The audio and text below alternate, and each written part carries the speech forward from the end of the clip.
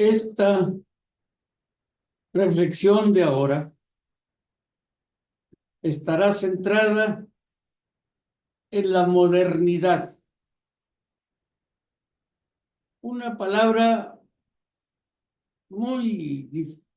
poco entendida. Siempre hemos creído que modernizar es estar actual, actualizarse. Y sí, sí es eso, pero no nada más eso. Comenzó a hablarse de modernidad por el siglo V, en nuestra era.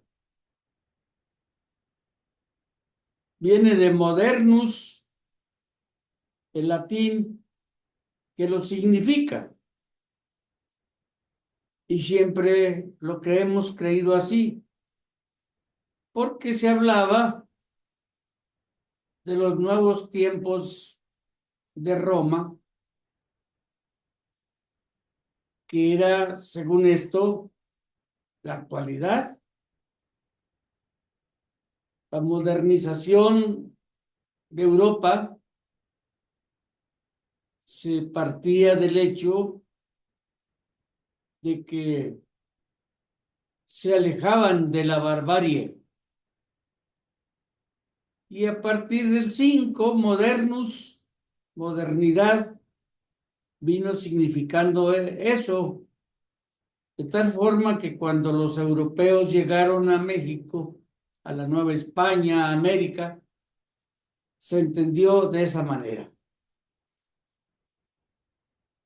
La llegada de los europeos significó el inicio de la modernidad o de un proceso de modernización.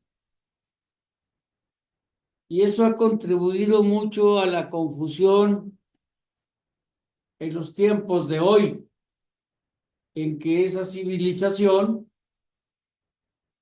entró en crisis. Vivimos la crisis civilizatoria de la modernidad. Pero esto no significa que vamos a pasar a otra civilización. El riesgo es que el fin de la modernidad signifique también el suicidio de la humanidad. Y esta es la preocupación que tienen todos los pensadores contemporáneos. La alteración climática de la que se habla es solo un síntoma, pero no es todo.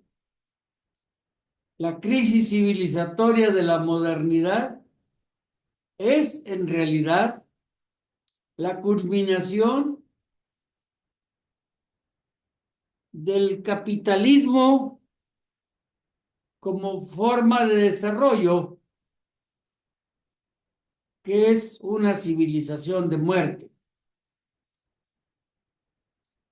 A más progreso, a más desarrollo, a más aceleramiento, más peligro todavía. La crisis del agua, sea porque falte para beber o para las plantas, es la muerte. La ciencia ha contribuido a que eso sea más grave, de tal forma que la crisis civilizatoria de la modernidad incluye la reflexión epistemológica, es decir, la pregunta por la verdad que dice la ciencia moderna que ella significa. La reflexión, pues, nuestra, o en este caso de la filosofía de la liberación,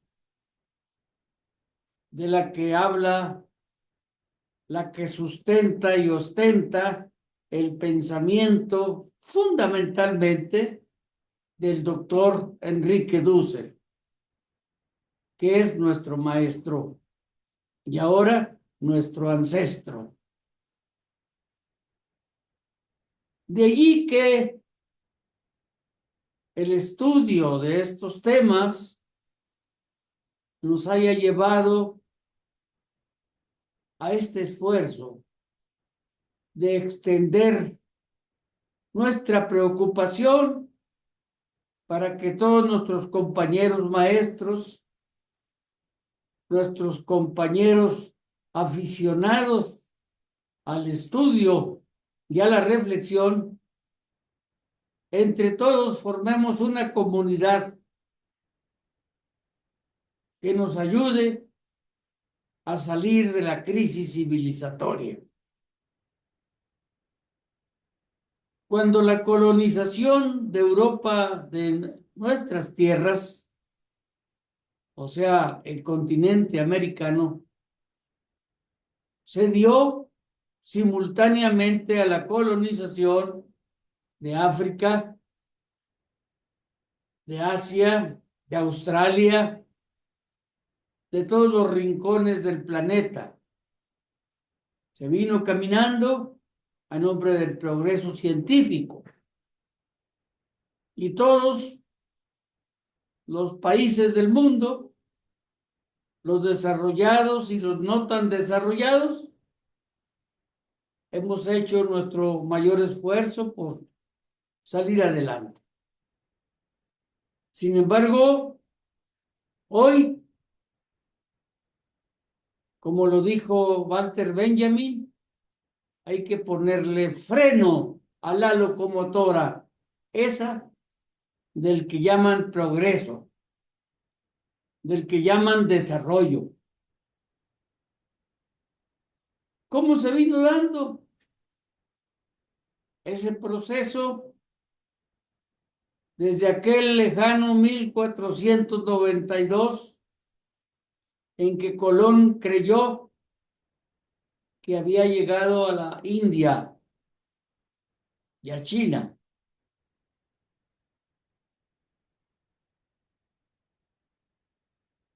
Pues se vino dando en un camino de esfuerzos y pensadores, algunos que pagaron con su vida, como el caso de Giordano Bruno, que fue sacrificado por afirmar una razón para abrirle camino a la ciencia. De ahí que la pregunta por la ciencia es hoy centro de nuestras reflexiones. ¿Cómo se vino formando esta ciencia? Poco a poco. En el siglo XVI, en el siglo XVII, en el siglo XVIII y ya para el XIX aparecieron ciencias que organizaron el conocimiento histórico, por ejemplo, o la psicología, que buscó la manera más eficiente para mejorar la visión, para mejorar el pensamiento, los órganos de los sentidos principalmente. Se vino caminando. Para el siglo XX ya teníamos nosotros una pedagogía basada en la psicología del aprendizaje y algunas corrientes de pensamiento pedagógico aparecieron desde allí.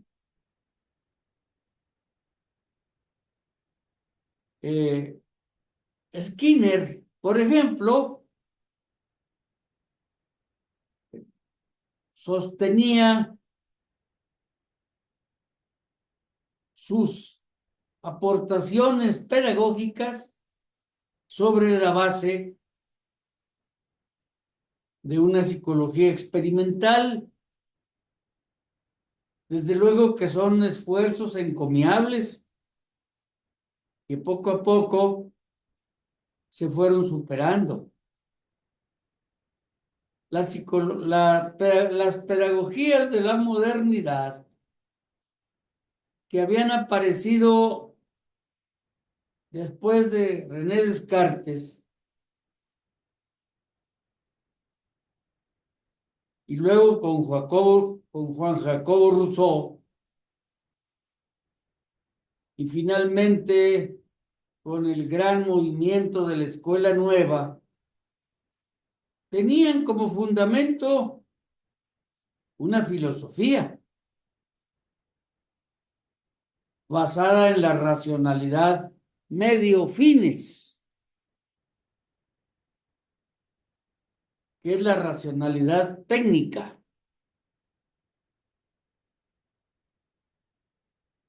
Si esos fines que se perseguían eran buenos para incrementar la ganancia del capitalista, con eso había. Nadie se preguntaba si aquello iba a ser bueno o malo para la humanidad. El resultado es que hemos llegado a un momento en que ya no podemos seguir con esa racionalidad, porque muchas de sus afirmaciones racionales son en realidad irracionales. Y se agota el agua, y se agota el aire, y se agota la vida. En realidad, la modernidad,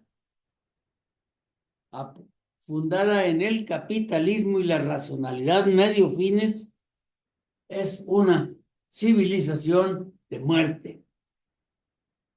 Y este es un problema muy agudo para la humanidad. Necesitamos una nueva pedagogía que se funde en una ética de la vida. Esta es la preocupación y la transformación urgente de la educación. Es muy lamentable que estemos preocupados solamente por un tipo de corrupción. Yo diría que hace falta atender la corrupción teórica. Pensadores como el doctor Enrique Dussel, como el doctor Juan José Bautista de Bolivia, o como el pensador Franz Hinkelhammer, originario de Alemania, pero establecido en Costa Rica, deben ser escuchados. Tuvimos la fortuna de estar cerca de ellos, a poder incluso afirmar que son nuestros maestros de ahora.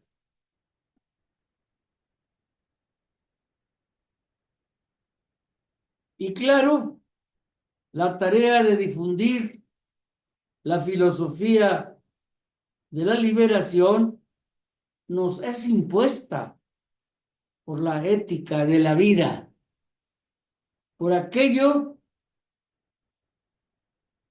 que sirva a los demás, sin más interés que no sea el de servir a la vida humana. El movimiento normalista rural al que pertenezco, organizado en un Frente Nacional de Egresados de las Escuelas Normales Rurales, es posiblemente quien más nos vaya a escuchar. Hacemos lo posible aun cuando ya la vida se nos va escapando, pero de todas maneras se nos escapará, así es de que no hay problema por eso. La pregunta, ¿por qué es lo rural? Debe acompañar a la transformación y al mejoramiento de las normales rurales. La filosofía de la liberación de nosotros sostiene que lo rural, el agua y la naturaleza no son objetos del conocimiento, sino son seres vivos, sujetos a los que debemos ver como compañeros de la vida de nosotros, los humanos. De tal manera que la educación rural pasa a tener otra significación. Ya no es solamente el alimento, que es ya mucho, sino significa la vida entera, la vida total. Tenemos ciudades tan mal construidas ahora que hasta el aire escasea. El agua viene ya pidiéndonos auxilio. Y esto, a más tiempo, más complicado se verá.